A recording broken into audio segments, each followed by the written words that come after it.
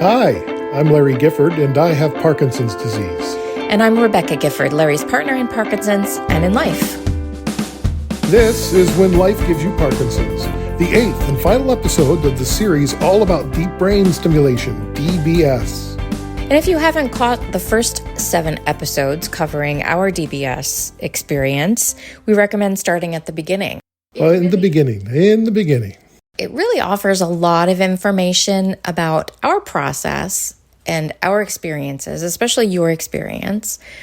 But it also gives really good information about what we took into consideration as we considered whether you should go forward with DBS surgery. So we listened to a lot of people and offered a good portion of their stories. Pros and cons. Not everybody has a great experience. There are things to consider. There are risks.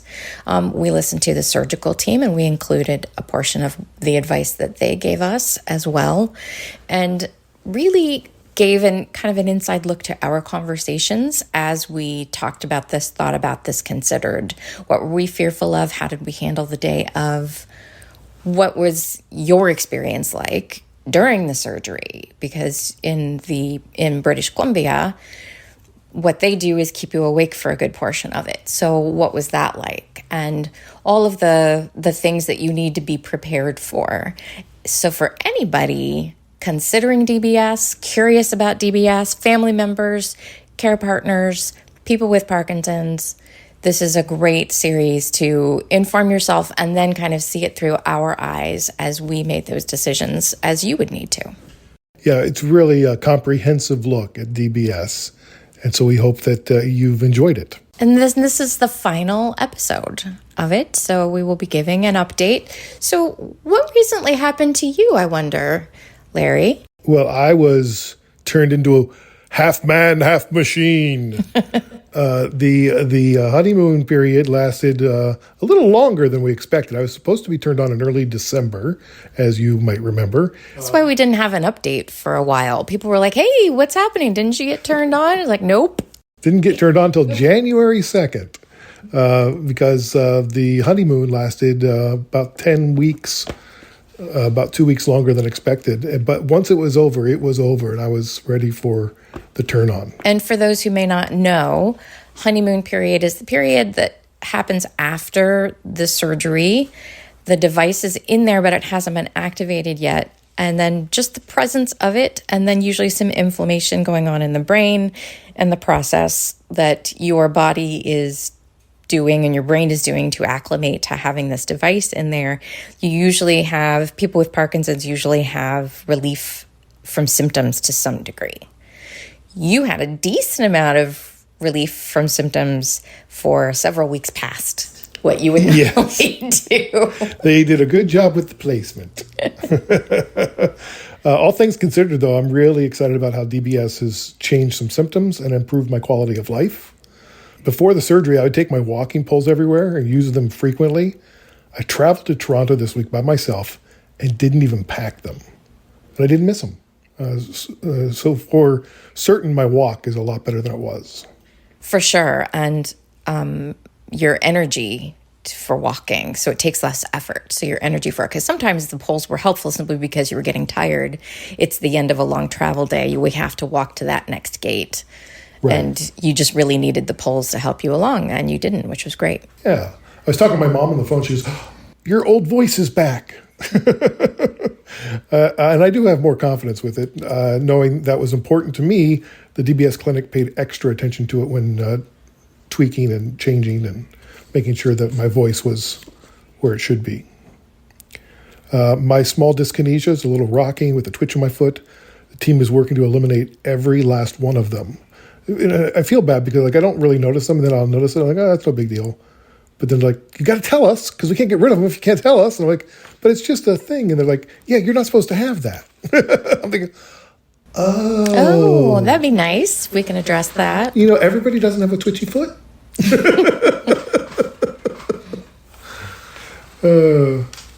I still need a daily nap.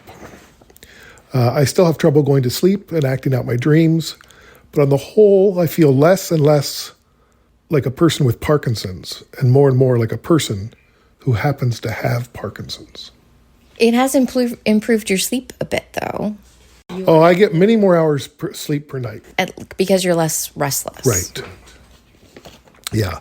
And that's been nice. And especially early on, right after the surgery, I was getting a ton of sleep because I was just the trauma of the surgery. And now it's continuing on. I'm still getting six hours of sleep a night, which, 2 years ago I was getting 3. So, it's amazing. What I've noticed most is just the evenness of your day, because you're not doing the on and off period with each dose of your medication. There's that your symptoms and your quality of life and your energy level and whatnot seem to be a lot more balanced and less up and down throughout the day. Do you sense that as well?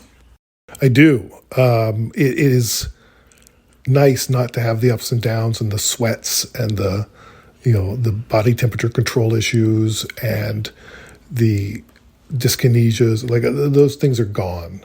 It's just I take a pill and then 2 hours later I take another pill, and I'm taking half the amount of medication I used to take, and we're only technically 2.5 weeks into programming. Yeah, you still have some calibration some tweaking to refine it and also to continue to decrease your medication. Right. They want to get you to the lowest amount of medication where your symptoms are also managed and your quality of life is improved. And then they can work up from there as the Parkinson's progresses. Yes, for sure. I told my counselor today, as I look back on the surgery, it wasn't as big of a deal as I thought it was going to be. Well, you say brain surgery. And it's like, whoa, brain surgery. Well, when you say brain surgery, you think big deal, cracking open your skull and poking around in your brain, and we're all quite protective of our brains. They're delicate things. And so it feels a lot more dramatic and invasive than it actually was. No, people are still going, how's Larry's recovery? It's like, Larry was recovered like the day after the surgery. Larry's doing great. So it feels a lot more dramatic and invasive than it actually was. They do a good job. Yes. Of recovery being quite mild. And you walked out of the hospital the next day. Your roommate was like, you had what kind of surgery? Brain surgery? And you were like, yeah, you were up and talking and raring to go and felt really good and walked out the door. And you've been doing great since then. And people seem quite concerned with your recovery and ask about it all the time, which of course you are because you had brain surgery, but you've been doing quite well. And your quality of life is improved. And I would do it again in a heartbeat. No question. But it is a huge decision for each individual. Everybody's different. And if you're considering it, I do recommend Dr. John Stamford's new book, DBS Diary, which he's publishing this week. The book features the DBS dilemma from multiple points of view, including Tim Hague and Sonia Mather and Matt Eagles, myself, and many others. As I'm left with my scars to heal and my hair to grow back, my hair's not growing back, honey. So the humps on my head, like they're just little bumps, but they feel like big bumps because the hair's growing around them and not back over them. Yeah, well, because they where they drilled was right where your widow's peaks were naturally coming in. So I think it might have just kind of killed off what was left of those hair follicles in there. So now you have a bit of a bigger widow's peak in a couple of spots there. Guess we're going to have to get some Rogaine. No. I think it looks great. I think it looks fine. Okay. It does look different. Yeah. But your hair's going to grow back. Right after it's shaved, it's usually a little bit more fine. So it'll grow back thicker. Yeah.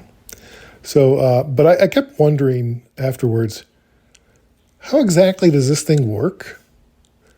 And so I hunted down one of the men behind the DBS device itself, the software. Like what are they dialing in? What are they talk about getting the beta and adjusting the beta, and like, what is going on here? And so I found Brian Pepin. He's the CEO and founder of Rune Labs. And he was inspired to focus on brain issues after watching his grandparents struggle with Alzheimer's when he was in high school.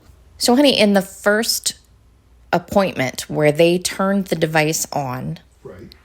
Nurse Nancy took several hours to turn it on, test different electrodes, turn them up to a certain degree, and maybe describe for people what it was like as they were using this interface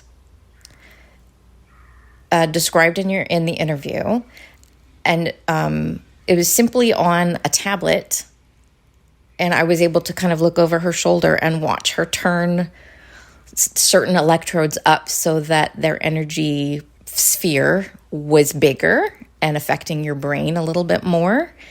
She's doing all of that on this little interface that's being discussed, right? And it literally just looks like a game on a tablet. Yeah, it's really wild. And it's interfacing with a little white, it almost looks like a mouse, and then that connects to the battery, which has all the software buried in my chest. This interface that you're going to hear more about during the interview is software that is controlled on a tablet. So in your first appointment where they turned it on and were testing the various electrodes and whatnot, she literally was just pushing up a button and turning up this electrode a little bit so that its sphere of energy would get bigger and would affect your brain more, so that she could find a sweet spot for where it's helping you. Right. And what's the highest point you could go to where you didn't have other side effects that you don't want? Like, what were some of them that you experienced when she would get a little too high? Oh, yeah. So I had triple vision. I had double vision. I had my feet felt like they were like cemented into the ground. I mean, she's like, tell me when you feel something. I'm like, just feel oh, right there. I feel it. Whoa. Nurse Nancy was great, though. Just to give an introduction to folks where this is the kind of technology that they're using with the DBS technology. And then we're going to hear more about that during the interview. Brian Pepin, he's the CEO and founder of Rune Labs. He was part of Google's Verily program and Elon Musk's Neuralink. And while those were insightful places to be, Brian was looking to make a difference today, not in 10 years. And Rune Labs is his answer. Rune supplies the technological interface, what we were just talking about, for Medtronic's, that's the device I have, DBS system. Here's part of our conversation. I am very happy to be here, Larry. If and when some new technology like Neuralink comes along, I hope that we'll be able to leverage it, for treatment of a variety of conditions. But right now, there's plenty of stuff that's out there that's not getting used and not getting used effectively, and there's stuff that's in the near-term pipeline, and there's a lot of good we can do today. So, why wait? Well, so yeah, exactly. Why wait? I am having DBS surgery, and I'm getting the Medtronic Percept that you are certainly responsible for. So tell me, what is it and what should I expect from it? Deep brain stimulation is a therapy that has been around for a little while. I think it's first approved in the late 90s and kind of early 2000s, started to get rolled out. It's actually a therapy that sort of evolved from this historical therapy where you would just take out a part of the brain, so lesioning. Like a lobotomy. Basically, yeah, a very deep brain lobotomy, right? And I think the observation was, okay, well, we have this technology for pacemakers, and what if we do that instead and do like a temporary lesion, and sort of by some form of just kind of experimentation and iteration and just kind of luck, it actually turns out that you have by leveraging deep brain stimulation and leveraging stimulation in this area, you can do a lot more than just temporarily lesion the brain. And we've learned a lot about that over the last 20 years. One of the big evolutions over the last 20 years has been driven by Medtronic, and that's been putting hardware into the device that makes it capable of sensing the brain signals that are coming out of that area. So sensing the electronic kind of electrophysiology, the sort of EEG type forms that are generated. And that has provided a window into sort of mechanism and understanding of what DBS is doing, and is, I think, allowing further optimization. And it also holds out the promise that by actually using those signals to kind of modulate what's going on with the therapy, you can have a therapy which is, for example, responsive to somebody who has normal motor fluctuations with their levodopa doses, and it can sort of even out automatically for you the stimulation so that you have a sort of minimum dyskinetic time and minimum off time, right? As I say, doing that for you in the background. And that is a trial that is just sort of finishing up. There was some preliminary data that was actually published recently at the big Movement Disorder Society conference in Copenhagen that I think folks are pretty excited about. So we'll see a lot more news on that next year. But it's we work with a lot of these patients who have these implants, and we're working to see how we can especially make that new technology, that brain sensing technology, really useful for folks to help them get all those optimal program settings really fast. And so, you go to all this effort to get DBS, you want it to work for you as quickly as possible, right? And also to help it make sure that as your disease changes, that therapy is sort of naturally evolving and that you're always sort of feeling like you're getting maximum benefit. You're chasing the disease as it progresses. Yeah, exactly. Yeah. So within the, my brain and the wires and the battery and stuff, what's Rune Lab's role in all that? So we're basically here to interpret the data and help patients and clinicians make better decisions and predictions about how to, once they have the therapy, how to kind of control it, how to set it, how to parameterize it, how to make it work with medications. We're also doing some work to help folks, especially folks who don't have access to a movement disorder specialist, help them understand that they do in fact have a bunch of uncontrolled symptoms that might benefit from some form of advanced therapy, including DBS, and then help them get kind of connected to that therapy. Specifically, we're running this nice kind of registry right now with Medtronic for folks who get that implant, where we're looking at that first couple months from programming and looking at how we can bring some of our own data to the table, as well as some of the data generated from Medtronic's device to kind of automate some aspects of that programming process, and again really make sure that you're coming out of those first couple programming visits optimized and really confident that that therapy is working for you, and that you're really getting like the full benefits that you might be able to capture from undergoing that procedure. So as you've seen the evolution of DBS even over the last 5 years, what excites you? I think that the sensing certainly excites me a lot, because it is a new actionable data source that is certainly interesting in the context of making DBS therapies better. But we're seeing a lot of insight into what that data can tell us about if somebody's on too much or too little levodopa, or maybe somebody should be on amantadine or one of these other drugs. So it's just a new, very actionable, predictive data source that is really closely tied to mechanism. And that's just so exciting to have from the perspective of being able to further the science and further the clinical predictions. I guess on kind of the other side of the spectrum, I'm also excited that Medtronic and Abbott and others are kind of leaning into the ability to do more with DBS remotely. Yeah. So that folks don't have to, especially folks in rural areas, don't have to drive or fly or whatever to go see a well-trained movement disorder specialist, and they can get some of these tune-ups or optimizations done in a way that's like lower friction on everybody. So I think that better quality of life. It's tough to drive anywhere when you have Parkinson's, and then to drive 6 hours or fly somewhere. Right. Yeah. You just end up canceling visits, and then like I said, you're not benefiting as much, and the healthcare system's not benefiting as much. So it's not good. Where do you see the technology evolving to? Well, I think, it's just at this conference, people are definitely excited about the perspective of these therapies leveraging some of the sensing data, being able to sort of adapt and control themselves, and what that'll mean for. Is there an ethical line there? Like, do we feel like we're letting automation take over? Yeah, I think it's almost ethical not to do it, as long as it's providing safe clinical benefit for folks, right? Like it's. I think these systems are complex, but they're not complex to the level of even what's going on in your iPhone. Not even close. right? So there's a limited set of well controlled, well studied algorithms which can be used and cycled through, and they have like thresholds and safety thresholds and things like that.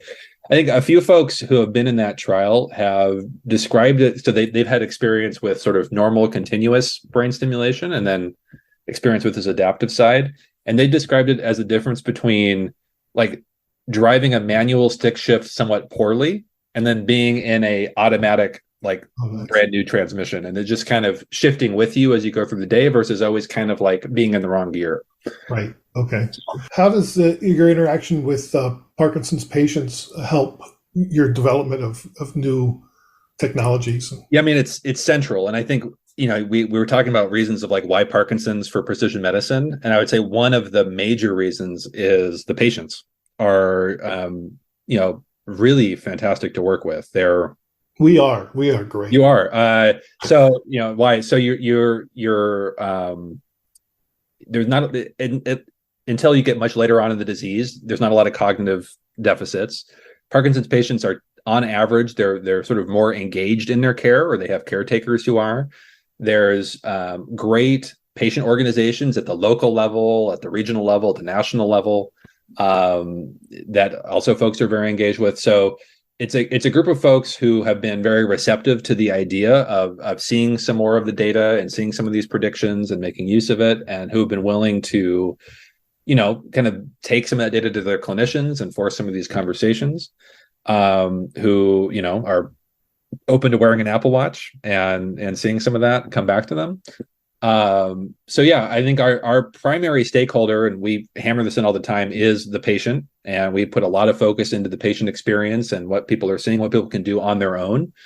And then also kind of branch out from there. So what patients can do with their clinicians, what patients can do by enrolling in a clinical trial, what we can do in partnership with patients to further research around endpoints and, understanding how diseases can get modified and things like that. But what role does innovation play at Rune Labs?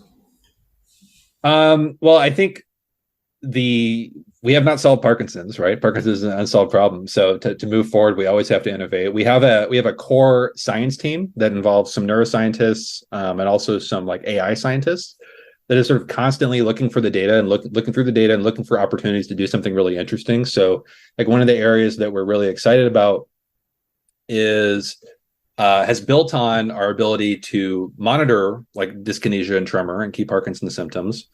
And actually, we now have a model that can predict those symptoms for patients an hour in advance. So we're now leveraging that algorithm into a sort of a product feature that will provide an alert to patients if they're going to be trending sort of severely dyskinetic or severely like tremoring, and we're going to be adding other symptoms, which we're super excited about. And we'll be kind of running a larger study and taking that all the way through FDA clearance. But that's the kind of thing that we get excited about, because it really changes what's possible for folks at home in terms of their care. Like, do I take an extra quarter pill in this dose? Do I delay this dose? Do I have this high protein meal? Like, do I get in a car now and drive somewhere? Like, so we're hoping to make all of that much more, you're going off your gut feeling or your feeling. So we're hoping to provide that little bit of extra boost. And I think, it's an area we can take a lot of inspiration from, like the continuous glucose monitoring diabetes community. So we kind of understand how some of these things might be used in practice. But of course, there's a lot to learn for how to deploy it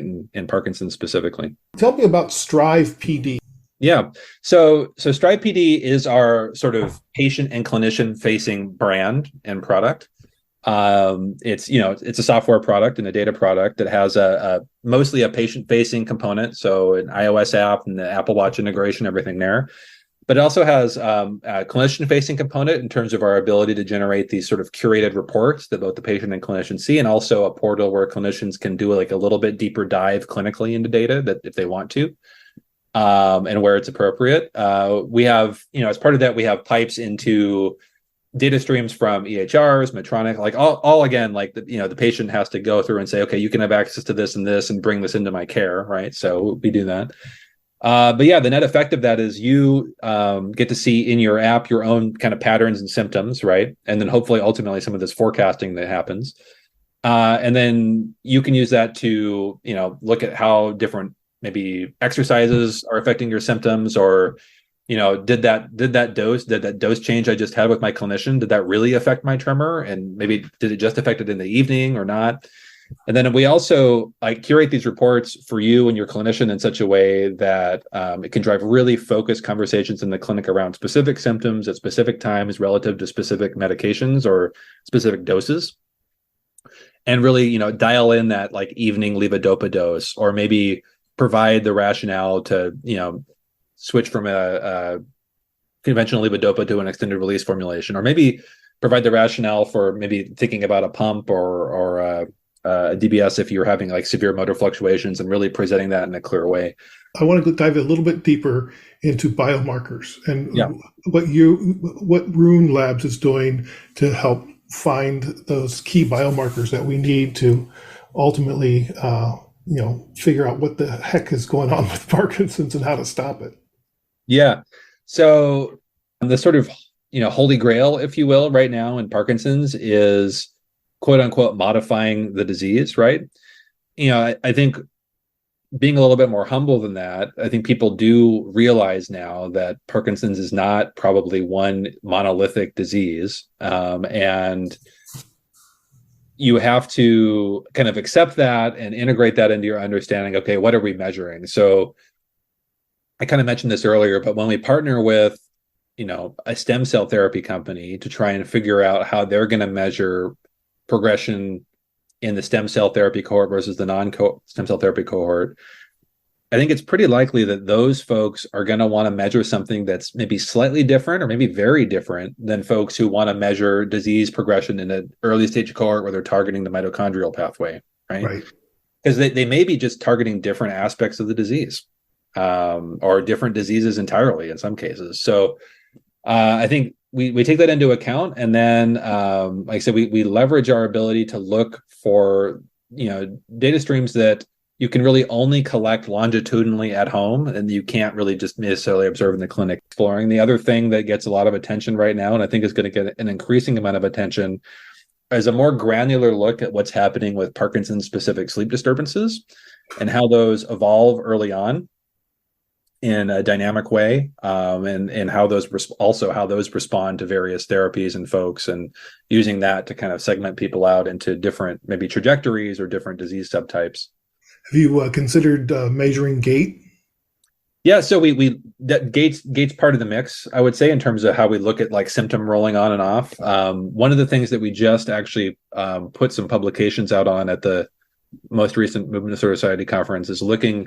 There's a group of folks who have shared their health kit data with us going back several years, and what we see is these sort of different slopes of how the gait slows down in people who are sort of seeing movement disorder specialists and have access to advanced therapies versus folks who are seeing a general neurologist and don't. And you see, unfortunately, the folks who are are having a lot of uncontrolled symptoms, but not being on advanced therapies. You see them kind of get worse more quickly, get slower more quickly, lose balance more quickly, versus folks, for example, who are maybe going on to an extended release drug or going on DBS.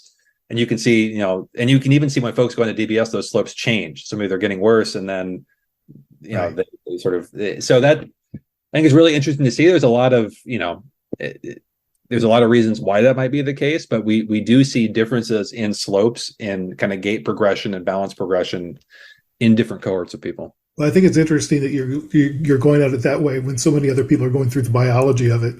And so I think that's really cool to be attacking it from all these angles. Yeah, I mean, ultimately, you want to connect the two, right? That's the dream. Yeah. That was Larry with Rune Labs CEO and President Brian Pepin. Now, understand that he did the software for Medtronics. There's people like this that do it for the other companies that make DBS systems too, Boston Scientific and Abbott. And so those are basically the three places you can get DBS. And a lot of times the batteries are mix and match. Like you may get a Medtronic device initially, but when they change your battery, they may give you an Abbott battery or Boston Scientific battery. And then that changes the whole interface because the technology is in the battery, not in What I find leads. hopeful about that, though, is that the reason they're doing that is because this battery works a little bit better. And so we're going to give you the best technology available because they're constant now. There are constant innovations. People are paying attention to it. People want to advance this and make the quality of life of people with Parkinson's and everyone around them better through these devices, and they're doing it. And I think one of the important things to keep in mind is, and this is ultimately why I decided to have it, DBS gets you to your best possible state when you're on medication through, but instead of having it go up and down, it's 24 hours a day. But if you wait so long that your best on is still off, there's no benefit to having DBS. So you want to have it early enough that it has a marked difference in your lifestyle. And that you can recover from it decently. So I think what that does, honey, is that wraps up our 28-part series on DBS.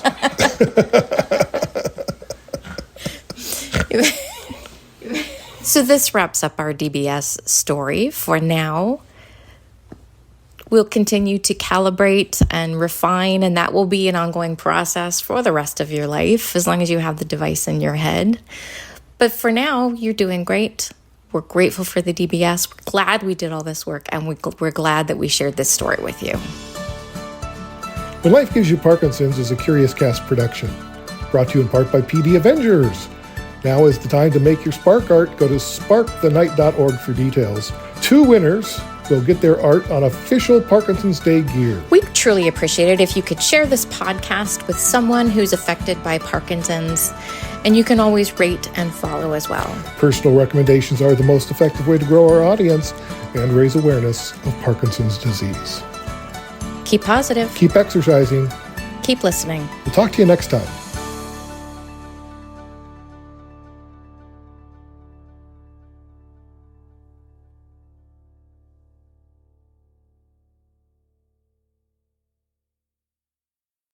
Canada may be known for its landscapes and friendly people, but beneath the surface lies a darker side of crime, history, and the paranormal. Since 2017, the award-winning Dark Poutine podcast has explored the shadowy corners of the Great White North and beyond, delivering chilling tales from a uniquely Canadian perspective. Hosted by Mike Brown and Matthew Stockton with over 300 episodes and fresh releases every Monday, Dark Poutine is your weekly ticket to the creepier side of Canada. Listen to Dark Poutine on Apple, Spotify, Amazon Music, or wherever you get your podcasts.